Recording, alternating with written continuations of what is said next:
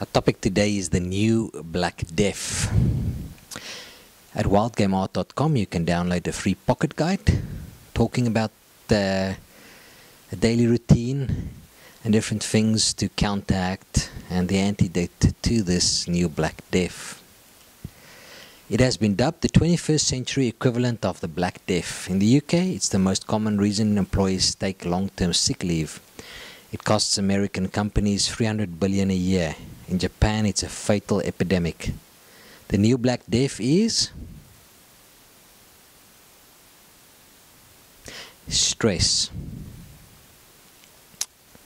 First key concept I want to share with you: persistent chronic stress is emotionally, spiritually, and physically damaging to your health.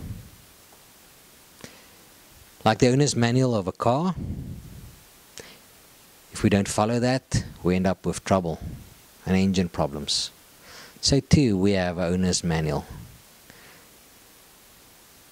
And if we don't follow that, we can become unraveled too. There's a close link between our mind, our body and spirit. And certainly when it comes to stress and anxiety, it has a profound effect on our mental, physical and spiritual well-being. Stress can be all of these things. It can be enjoyable, it can be exciting, it can be good for you, it can protect you. But long-term chronic stress can be very dangerous. Dr. Sapolsky did research on baboons for 30 years and looked at the effects of stress and found the relationship between stress and disease and how it's directly related to the rank these baboons have.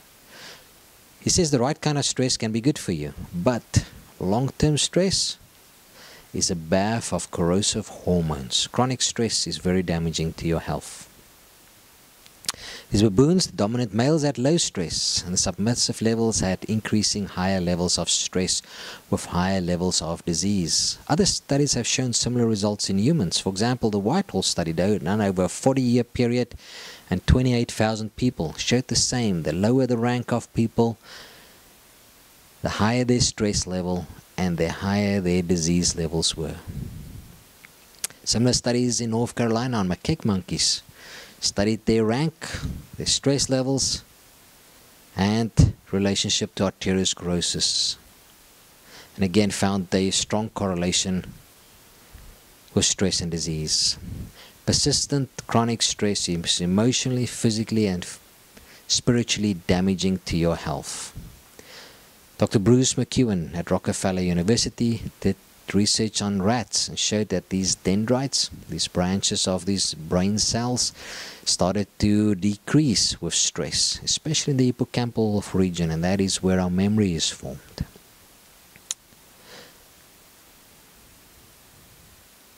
Weight gain and how we gain weight and where we gain it is directly related to disease and to stress.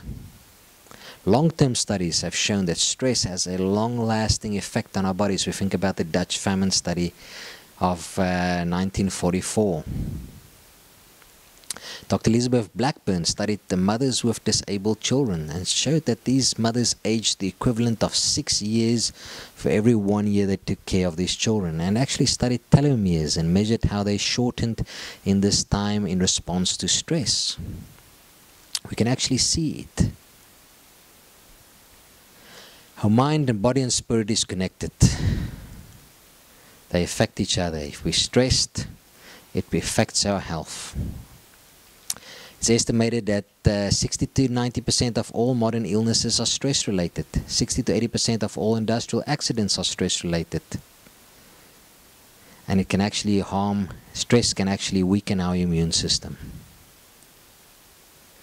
A study from Yale showed that people who had a positive outlook lived 7.5 years longer. The link between caffeine and stress is well known. It increases the hormone epinephrine by 32%, and blood pressure levels are also higher. Stress can be harmful for us in the different scenarios, and it can hurt our relationships.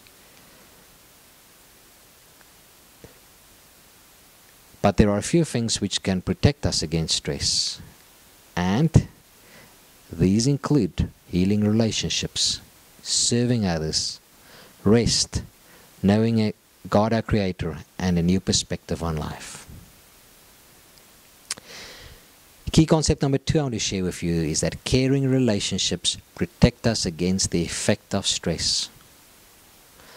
On the topic journaling, you will see how we write about relationships, trying to grow our relationships, the antidote to stress. Compassion for others and caring for others prolongs life. It's the antidote to stress. Married people, especially men, live longer. Compassion and caring for others is the antidote to stress. Mothers with disabled children, Dr. Elizabeth Blackburn showed that these mothers started to support each other, starting a support group. The telomeres started to lengthen. The effects of stress were reversed. They were recovering from stress. There's the end of the chromosomes, the telomeres, and this were actually reversed, that shortening were reversed by caring.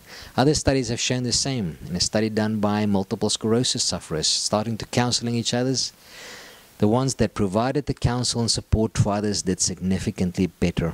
Emerson says, you cannot help somebody else and in the process not help yourself. It truly is better to give than to receive. The baboons in this study, Stress, Portrait of a Killer by Dr. Sapolsky, shows how these baboons went through a catastrophic event, eating meat that was tainted with tuberculosis. The interesting fact was the group of baboons that survived this was the group of baboons that cared for each other's, grooming each other's, caring for each other's with their protection in this catastrophic event. Emerson says, it is in helping others that we help ourselves. And when it comes to stress, it is truly in helping others and caring for others and serving others where we find healing for ourselves. Key concept number 2, caring relationships protect us against the effect of stress. You can put it another way. When you dig a hole for someone else, you find a place to bury your own troubles. We have learned so far that society places a number on your head. Survival of the fittest. Chronic stress kills you, but relationships heal you. It is in serving others that we serve ourselves. You can either choose to believe in evolution and rank in life and how this rank determines your stress levels, or you can believe that you were created by a loving God, taking away this rank and number out of life, lowering your stress levels. Key concept number 3, believing we were created by a living God takes away the number society places on your head. No rank, no number limits the amount of stress you have. Sabbath rest is very important. Exodus 20 verse 8 says, remember the Sabbath day to keep it holy. 6 days thou shalt labor and do all thy work. But the 7th day is the Sabbath of the Lord. No work, nor thy cattle, nor thy stranger within thy gates. For in 6 days God created heaven and earth. Sabbath rest reminds us that we did not come from evolution or a mud pool. We were created by a loving God. The 4th commandment takes away rank in life. Rest for myself and the stranger and the cattle in my gates. By the way, the French tried a 10-day work week and it was pretty disastrous. How do we deal with stress? Short breaks help with stress. Knowing our ranks in life. Resting on Sabbath, knowing where we came from. It's not survival of the fittest. Relationships with other people. Keeping a journal. Relationship with God, our spouse, and with other people. Key concept number 4. A daily routine restores our natural rhythm. Do it for 6 days, then remember the Sabbath. Rest on the Sabbath day. A holistic approach to stress is important.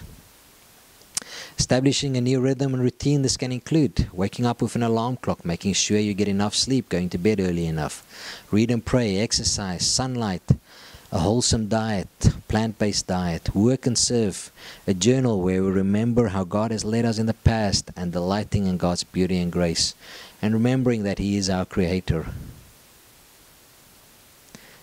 Daily routine includes waking up with an alarm clock, drinking our water, reading and praying, getting sunlight for the necessary hormones we need to feel good and stay healthy. Exercising, which helps for our physical health and mental health. and getting sleep at night so that we can produce melatonin to make us feel good and healthy. Getting daily sunlight. And work and service is important for us, to work and serve other people.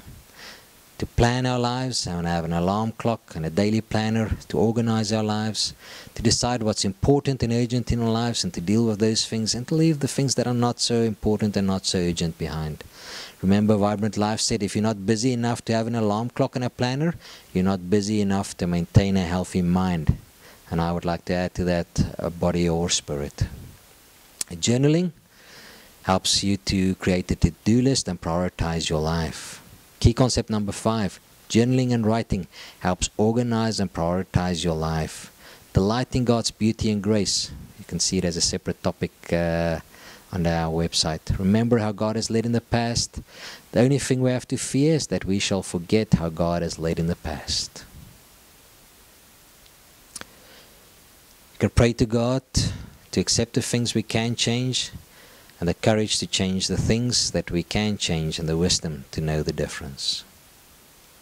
Sleep is important in our lives. Getting daily sleep, every day getting enough sleep. Being tired can be as bad as being drunk when driving, for example. In this country, a lot of fatalities are not just related to alcohol, but also sleep deprivation. Sleeping 7 to 9 hours a night is very important. Avoiding caffeine, and good sleeping hygiene is very important. You can visit our website a little bit more on this. On the free pocket guide, you can look to this. Sleeping in a cool room helps you rest well. About 65 degrees is optimal. How do I increase my melatonin? Again, you can look into our pocket guide how to do this. But daily light exposure, sunlight, exercise, sleeping